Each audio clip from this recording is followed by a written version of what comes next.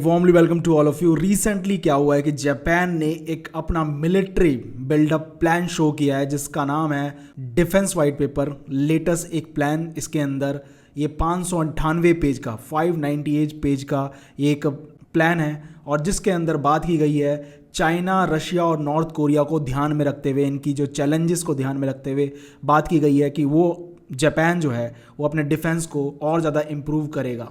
और इसमें बोला गया है कि जापान जो है अपनी मिलिट्री पावर को और ज़्यादा एक्सपेंड करेगा ताकि उससे प्रोस्पेरिटी है और उनका जो डिफेंस सिक्योरिटी है वो और ज़्यादा मजबूत हो जाए। इसके पीछे रीज़न क्या है आप ये देख सकते हैं। ये पेपर है white paper, white defence paper.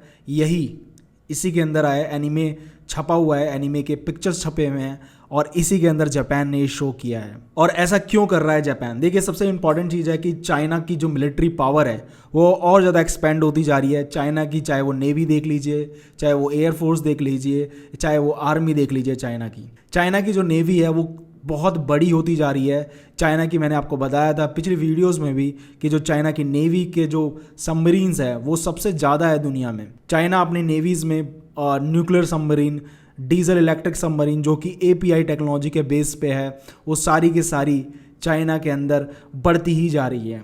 Even though China जो है अपने नेवी के अंदर एयरक्राफ्ट कैरियर इंक्लूड करे जा रहा है एंड अभी तो न्यूक्लियर एयरक्राफ्ट कैरियर भी इंक्लूड करेगा जहाँ पे कोई उसको फ्यूल की ज़रूरत नहीं पड़ेगी और वो लंबे समय तक चल सकता है। तीसरी चीज़, चाइनीज़ एयरफोर्स के अंदर चाइना जो है आपको पता ही है 5th generation fighter aircraft already include कर चुका है जिसका नाम है J-20, J-35 और 6th जनरेशन पे भी चाइना काम कर रहा है और वो भी प्रोटोटाइप बना चुका है और उसको भी टेस्ट किए जा रहे हैं।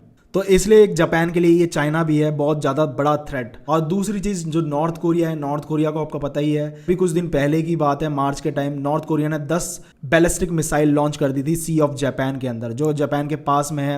एंड आप देख सकते हैं इससे कितनी बड़ी प्रॉब्लम हो सकती है। एंड एक तरीके से नॉर्थ कोरिया थ्रेट ही कर रहा है जापान को, ये भी एक बहुत बड़ा रीज़न है।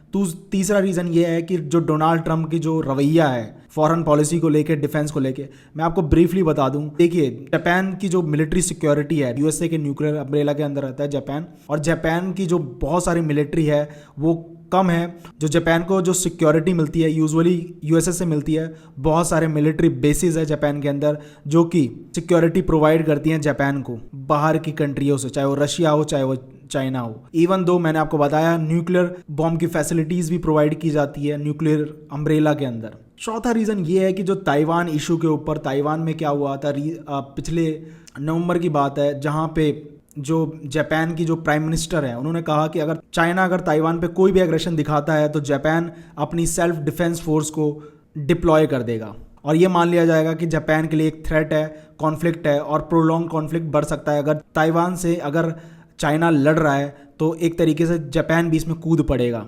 सबसे इंपॉर्टेंट चीज़ ये है कि जापान इस चीज़ से डरा पड़ा है कि जो चाइना, नॉर्थ कोरिया और रशिया की जो नज़दीकियाँ हैं वो बहुत ज़्यादा आती जा रही हैं जिसकी वजह से जापान के लिए एक तरीके से थ्रेट है। और सबसे बड़ी चीज़ कि जापान जो है, जापान के अंदर जो पॉपुलेशन है वो ऑलरेडी डिक्रीज़ कर रही है। इसी वजह से जापान ने सोचा, इस वाइट पेपर के अंदर ये भी बात की गई है कि वो AI टेक्नोलॉजीज़ पे भी काम करेगी एंड ड्रोन पे भी काम करेगी। उन्होंने बोला है कि हमें अडॉप्ट करना चाहिए जो ड्रोन और AI वॉरफेयर। आपने देखा होगा कैसे ड्रोन्स और AI वॉरफेयर का यूज़ किया जा रहा है ईरान वॉर के अंदर, यूक्रेन वॉर के अंदर। और जापान ने खुद बोला है इस पेपर के अंदर, ये 598 पेज का, जिसके अंदर बोला है कि यूक्रेन कॉन्फ्लिक्ट से और मिडल ईस्ट कॉन्फ्लिक्ट से या ईरान वॉर के कॉन्फ्लिक्ट से जापान को सीखना चाहिए कि कैसे AI और ड्रोन का यूज़ किया जाए। मैं आपको बता दूं, ईरान के अंदर जितने भी लोकेशन पे अटैक हुए थे मिसाइल से, जो भी लोकेशन ढूंढे गए थे वो AI के द्वारा ही ढूंढे गए थे। उनके अंदर डेटा फीड कर दिया गया था और AI ने सेलेक्ट किए थे लोकेशंस को और उसी बेसिस पे मिसाइल को लॉन्च किया गया था। AI का नाम है क्लॉड AI। आपने देखा होगा जब अयतुल्ला खमेनी को जो मारा गया और उसके बाद जो इन लोगों ने मिसाइल से अटैक किए गए थे, सब के सब जितने भी हैं वो AI बेस्ड लोकेशन के बेसिस पे थे। एंड जापान ने ये भी देखा कि कैसे ईरान ने अपने ड्रोन का यूज़ करके बहुत ज़्यादा नुकसान किया USA का बहुत ज़्यादा बड़ा और महंगा रेडार को भी उड़ा दिया। और आपने ये भी देखा होगा कैसे यूक्रेन ने पूरा परेशान कर रखा है रशिया को अपने ड्रोन से, और आपने ये भी देखा होगा कैपिटल तक ये लोग अटैक कर चुके हैं, कोई भरोसा नहीं कब ड्रोन कहाँ पे गिर जाएगा। इस वजह से जापान ने बोला है कि हम लोगों को इस पे भी रिसर्च करनी चाहिए और इससे लेसन सीखना चाहिए कैसे एआई और ड्रोन का यूज़ हो रहा है। तो इसके लिए जापान क्या कर रहा है, तो जापान देखिए सबसे इंपॉर्टेंट चीज़ टैक्सेस बढ़ाएगा बहुत सारी चीज़ों पे, एंड बजट भी इंक्रीज करेगा अपनी मिलिट्री पे। एंड एक और चीज़ मैं बता दूँ, जापान ने अभी रिसेंटली लीथल वेपन्स बनाने के एक्सपोर्ट को, जो लीथल वेपन्स जो बना के बेचती थी उसके एक्सपोर्ट को भी ओपन कर दिया है, जिससे ताकि इनकी इनकम और ज़्यादा बढ़े, इसके रिगार्डिंग की इंडस्ट्री जो है वो और ज़्यादा इम्प्रूव हो।